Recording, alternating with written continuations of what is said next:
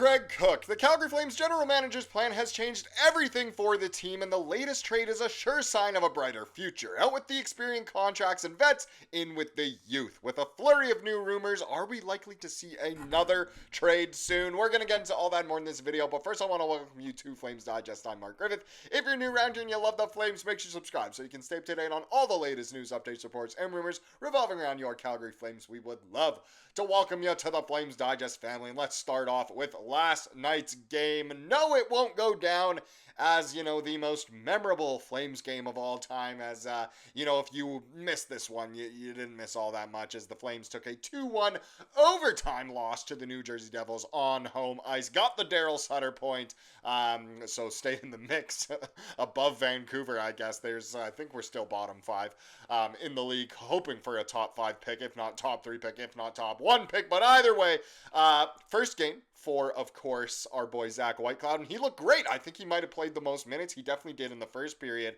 And also, we got to talk about Matt Gridden, because he got his first career NHL assist. So a big congratulations to Gritty there. In terms of the goaltending, Cooley was the man between the pipes, gives up just 2 goals, has the .935 save percentage. Not enough to get the win, obviously, as the Flames weren't able to produce enough offense, but another great showing by Cooley. We obviously just signed him not too long ago, and he's been looking great. He really is, one of the top goalies in the league statistically this year, which is quite impressive. In terms of the goal, yes, Gridden might have assisted it, but who scored it was Kadri, finally ending his dry spell. He finally gets his first goal of 2026. It has been many games since he had scored, and Kevin Ball, arguably our number 1 defender at this point, I would certainly say, or number 1 defenseman, I should say. He gets the other assist on the night. It's really, ever since Gridden has come up the past couple games, it seems like he has kind of made Kadri play a lot better. They're an exciting line with Zary as well, who has also been looking really, really good over the better part of a month now, I would say. But again, if you missed this game, you didn't miss all that much, but there were some bright spots for sure. Whitecloud, again, did look really, really good, which I guess is really good. Maybe doesn't help the tank for all those Team Tank diehards out there. Now, let's get into letting Craig cook. And of course, the fan base is going to let Craig cook. He just cooked with, obviously, the Rasmus Andersson trade, but we have a very cheery, positive, optimistic article, honestly, to look at here. It comes from the Hockey News. It's written by Ken Campbell, who is honestly known as, one of those more happy, positive writers, which is great, because we know so many people in sports media just spew out negativity, and it's kind of gross. Yes, we can all be negative people at certain points, especially about your own team, but it's nice to have the cheery, fun articles every once in a while. And Ken Campbell here, just based off of the headline right away, he says Calgary Flames General Manager Conroy is putting on a rebuilding masterclass. That is high praise already just from the headline. So he writes, the return Calgary Flames General Manager Craig Conroy received for a pending UFA is a prime example of his stellar rebuilding so far. We have no real idea how good a general manager Craig Conroy of the Flames will be when he has a contending team, but when it comes to rebuilding, he has been killing it. Sunday's trade of pending UFA Rasmus Andersson with the Vegas Golden Knights is a prime example of it. Conroy managed to parlay a rental into a cheap and serviceable defenseman in Zach Whitecloud, a defense prospect in Abram Wiebe, a first-round pick in 2027, and a conditional second-round pick that could become a first-rounder. It's funny that he says that will become a first-rounder if the Golden Knights win the Stanley Cup this year in 2028. Is this guy a Golden Knights fan? Maybe he is. That's pretty funny. But either way, this is exactly what Conroy promised to the fans after the mess Tree Living left dealing with expiring UFAs. I mean, the worst of them all is, of course, what he did with Sean Monahan. That was just terrible. Obviously, other examples as well. And Conroy, he made a promise to this fan base that it would not happen again. More so looking at, I guess the Gaudreau situation. And it hasn't yet, which is fantastic, at least for those big, valuable pieces, as we just saw with Rasmus Andersson again. So everything's going to plan. Craig Conroy has changed everything for this team. If you disagree, then maybe you wish you still had Tree Living. Ask Leafs fans how that's going. So chef's kiss right there. Add that chef's kiss to the return. Add that to clever drafting and asset management that goes back to trading veterans Noah Hannafin, Chris Tanev, Jacob Markstrom. We can think of more, Lindholm and Mangiapane, I guess. And Conroy is helping put this team on the right path after the team was criticized for its lack of selling earlier in the season.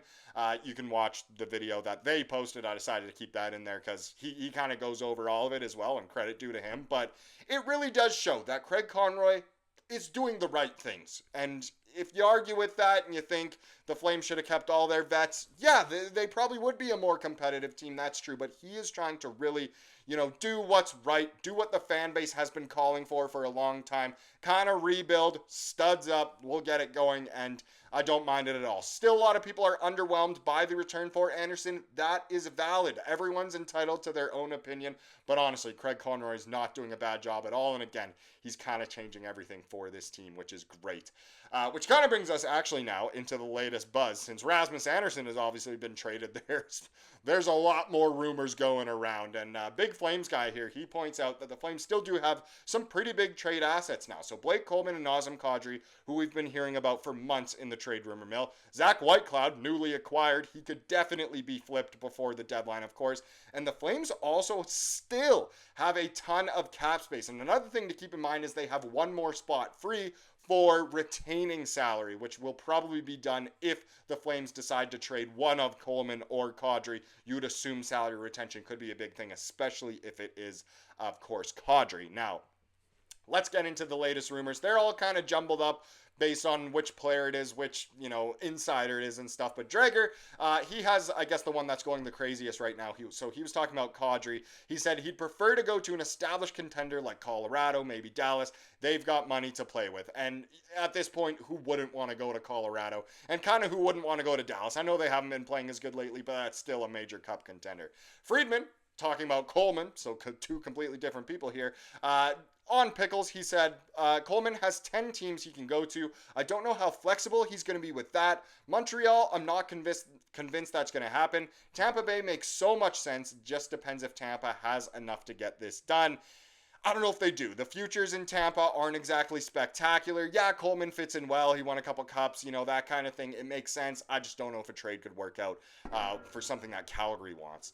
Now, Saravalli, next guy, he was talking about the Kadri to Avalanche rumors. He said they don't have the cap space to make it work, but I can't really think of a better place to chase a Stanley Cup than that. And yeah, Colorado is on a generational run right now with how good they look. Back to Friedman, talking about the Texas Tiger. He said, I think he's pretty happy to stay, to be honest. I don't think he would be upset at all if he stayed in Calgary. And you kind of got to agree with that. Seems like he has a very tight-knit group there that he's a major piece of. Obviously been a little bit hurt lately, but it seems like he's very happy in Calgary. His family looks like they're happy here as well, and I think that's what matters a lot to a lot of these veterans. And Coleman doesn't really need to chase cups, neither does Kadri. They've both won before. You always want to win the cup, of course, but it's not like he absolutely needs to be dealt away. Last one here from Saravalli, again on Kadri. He says, I wonder a little bit about Minnesota. So essentially, Kadri here is being linked to every single good team in the Central Division at this point. It essentially seems. Send him off to Colorado, to Dallas, to Minnesota, whatever. He'll end up in one of those places. But yeah, we could see a Kadri trade. It would be really nice if he could get his numbers up. He's not playing for a contract right now the way Andersson was, so kind of understand maybe why his numbers aren't as good. But it would be nice if he could bump those numbers up again, even if the Flames aren't playing all that well and still doing their due diligence in tanking, obviously, to try and get a top pick. But either way, that's the latest buzz. Now, let's get into the comment of the day to wrap up this video, as we love to do here on the channel. Came from the second of yesterday's two videos, and this was a good comment here from Tater Nuts. Goes exactly what we were just talking about. He says, okay, Mark, it's time to go on the Kadri trade watch with a laughing face. Yes, it is. Expect loads of Kadri trade rumor videos. Stay tuned. I know you guys love them. He said, I'm kind of kidding, but not at the same time. I'm seeing articles on how the Avs and Stars are interested. Might as well just get what we can for him now, and let's tank for Gavin for real. Number one pick, please. Yes, that's what a lot of people want to see. Trading out some of these vets might help. Trading Huberdeau away would be our biggest dream of all time.